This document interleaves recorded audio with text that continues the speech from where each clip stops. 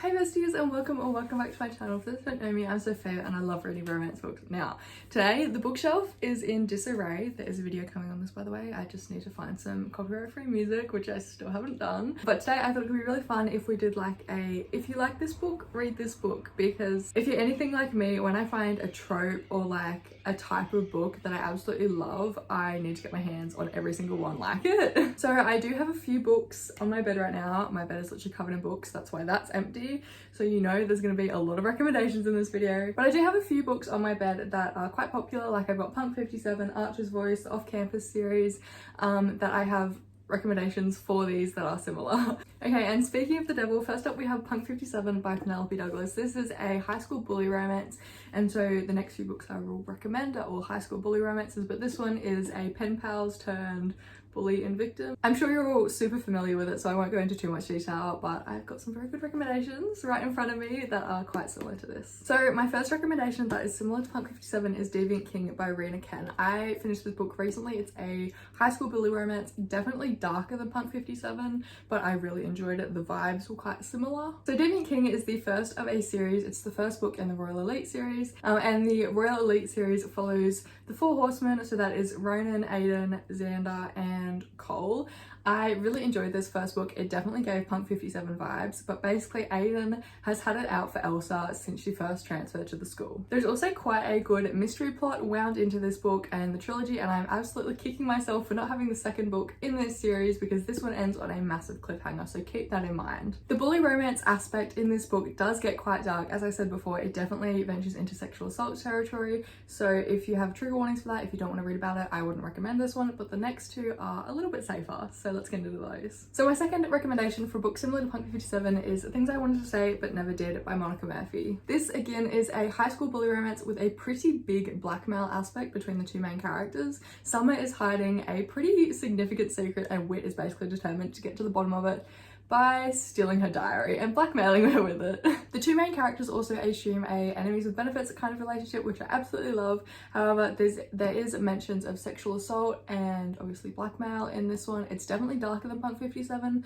but I would still recommend you trying it out because it's really, really good. Okay, and last but certainly not least for my recommendations that are similar to Punk 57 is A Million Kisses in Your Lifetime by Monica Murphy. This is my favorite read by far this year. I absolutely loved it. It is a subtle high school bully romance. It's definitely not as intense as Deviant King or Things I Wanted to Say, though it is still definitely present. Crew has basically been in love with Ren for the past 3 years, and his little crush manifests itself as a very subtle bullying. I did, however, absolutely adore their relationship. It's a very much good girl bad boy trope, which I'm a sucker for, okay.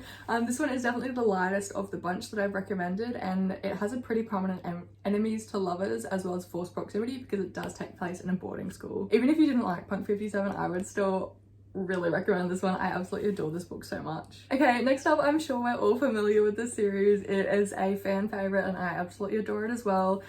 This is The Deal, but I'm just sort of recommending the whole Off-Campus series or a similar recommendation. I can't like articulate what I'm trying to do right now, but basically The Deal is a hockey sports romance, college hockey sports romance following a group of guys on their quest for love. That makes it sound so pretentious, but it's alright. And if you're looking for a college hockey romance, oh my god, this is my current read right now. I absolutely adore it. Oh, you might have just seen it. I was literally squealing about it last night. I'll see if I can find the video because it's kind of funny. But this is Icebreaker by Hannah Grace. You've probably seen this one around and it is well worth the hype. Oh my god, the book I'm reading right now. Icebreaker is a reverse Grumpy Sunshine following Anastasia, a figure skater at the university, and Nathan, who is the captain of the hockey team. After a bout of revenge gone wrong, the two are forced to share a ice rink, and obviously forced proximity comes into the mix. Das definitely has her preconceived ideas about hockey guys, so they're all just frat boys, and I'm not gonna lie, Nathan kind of is, but he's also a massive golden retriever. He's actually adorable. I love him so much. And yeah, if you enjoyed the Off-Campus and Briar U series, you will absolutely love this book. Okie dokie, and next up we have two Mafia series where if you've read one, I think you would love the other. So the first series is the Born in Blood series by Cora Riley. I absolutely love this Mafia world. She has a spin-off series as well, which I will talk about, and oh my god, this Mafia series is probably my favorite. It was the first one I read, and I really just have a soft spot for it in my heart. All of these books can be read as standalones, but they do have an overarching plot throughout the entire series and also into the spin-off series, so I would definitely recommend following the reading order. So following the New York familiar, the first book picks up with Arya and Luca in Bound by Honor with an arranged marriage. I really love this book. I am currently actually reading, yes, I'm reading 2 books at the moment. It's kind of life-changing, I won't lie, especially because they're such different genres. Anyway, currently reading Luca's POV in Luca Vitiello of Bound by Honor. I'm absolutely loving it. But yeah, Bound by Honor. The second book, Bound by Duty, follows Val and Dante from the Chicago outfit as Dante rises to become the future capo. Again, it's an arranged marriage after Dante is widowed, or is he a widower? Anyway, his wife dies, his first wife dies, and Val steps in. He's very cold at first, and yeah, I actually reread this book the other day and it was really, really good.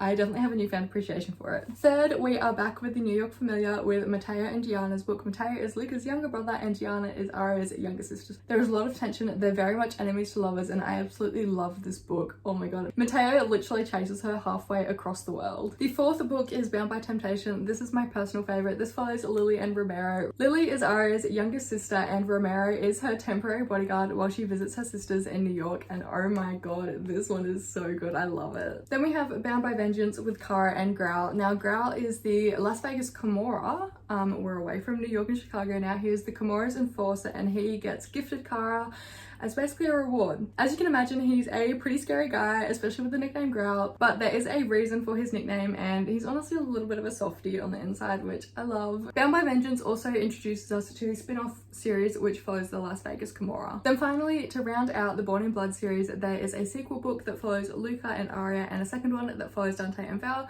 and there's also an anthology that kind of rounds it all out, introducing us to the third spin-off series, which is The Sins of Their Fathers. Okay, as I said before, there is a spin-off series from the Born in Blood series, and that is the Camorra Chronicles. This is a 6-book series and the first one is Twisted Loyalties, following Arya's youngest and runaway brother Fabiano. Fabi is an underground cage fighter and the Camorra's new enforcer, and Leona's family, who is his love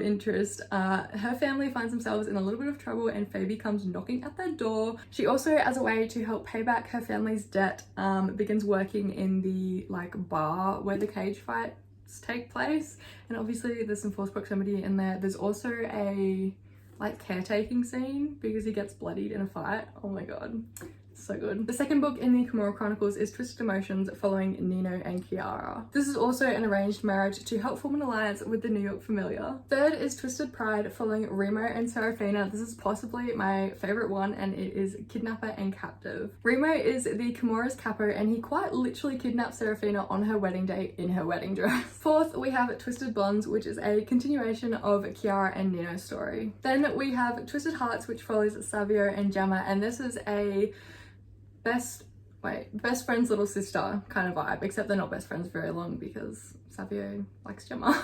And last, we have Twisted Cravings, following Adamo, who is the youngest Falcone brother, and Dinara, a Russian princess. This one is very much Fast and Furious vibes, as Adamo is in charge of the kind of illegal street racing that takes place in Las Vegas. Okay, that was a lot of quickfire books, but we're about to do it again with the Brutal Birthright series by Sophia. The first book is Brutal Prince, following Ada Gallo and Callum Griffin to unite the Italian and Irish mafia in Chicago. I love this book because Ada is super sassy and Callum's just hot. Second is Stolen Heir, and this is a kidnapper-captive romance between Nessa Griffin and Mikolaj Book. Mikolaj is the capo, I believe, of the Polish mafia, and Nessa is the youngest Irish mafia daughter. Okay, we've had our first instance of me running out of storage, but that is okay. The problem is sorted. Third in the Brutal Birthright series is Savage Lover. This is my absolute favorite. This one follows Nero, Gallo, and Camille. If you like Fast and Furious, if you like heists, this one is amazing. The two of them really bond over their love for street racing and mechanic. Fourth, we have Bloody Heart with Dante Gallo and Simone. This is a second chance secret pregnancy romance. Fifth is Broken Vow, following Raylan Boone, a military guy turned bodyguard to Rihanna Griffin. He's also a cowboy and she's an uptight lawyer, which, oh my god, it was so good. The last is Heavy Crown, following Sebastian Gallo, future capo of the Italian mafia,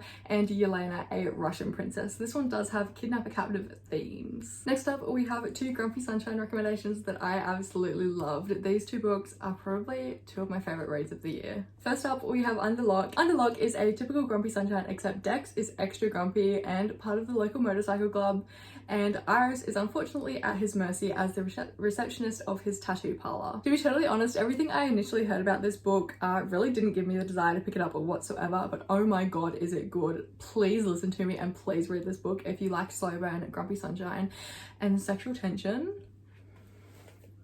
Woo! And if you liked Underlock, I think you would probably like Things We Never Got Over by Lucy Score. This one is another grumpy sunshine and I absolutely loved it. Runaway bride Naomi stumbles into Knockabout only to have her evil twin sister steal her car, money, and leave her with her niece. And of course, grumpy barber and bar owner Knox comes to her rescue and gives her a job and a place to stay. It definitely takes Knox quite a while to warm up to Naomi and waylay the niece, but once he does, oh my god, he's so cute and so protective. I love it. Okay, and next I have a couple of recommendations for if you loved Archer's Voice by Mia Sheridan. This one did blow up on TikTok, so I won't go into too much detail about it, but if you are not acquainted with this book yet, you really need to be. A quick summary of Archer's Voice in case you have missed it. It is small town and Archer, being mute, is the town's outcast, and Bree, who is new to town, makes it her mission to befriend him. Archer turns out to be a huge sweetie and they live happily ever after. The both of them also do have quite dark pasts that they're both trying to escape and kind of find escape in each other. If you liked Archer's Voice, I think you would love Indigo Ridge by Devney Perry. This is basically the love child of a romance and murder mystery. Winslow, who is small town Quincy's new chief of police, is determined to get to the bottom of an unsolved murder. Only problem is that the incident took place on Griffin's ranch. Oh, and they hooked up the first night Winslow was in town, so that gives us a lot of tension and false proximity, and oh my god, it was so amazing. I also just want to give Indigo Ridge's sequel,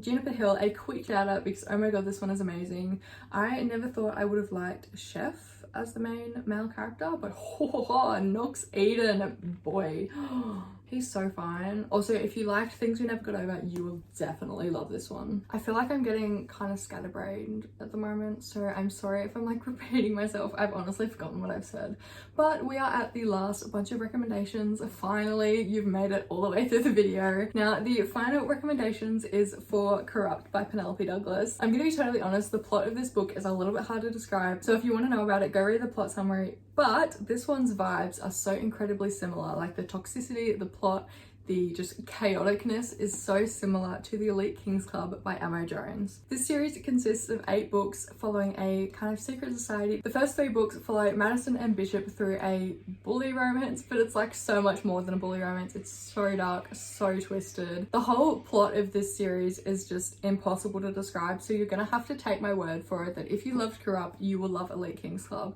Because oh my god, just the whole vibes, the whole situation, how fucked up it is so similar. Okay, and now that I have managed to stumble my way through all of the final books, I've started dissociating, so I think it's probably time for me to say goodbye. But thank you so much for watching. Don't forget to like, comment, and subscribe, and I will see you in the next one.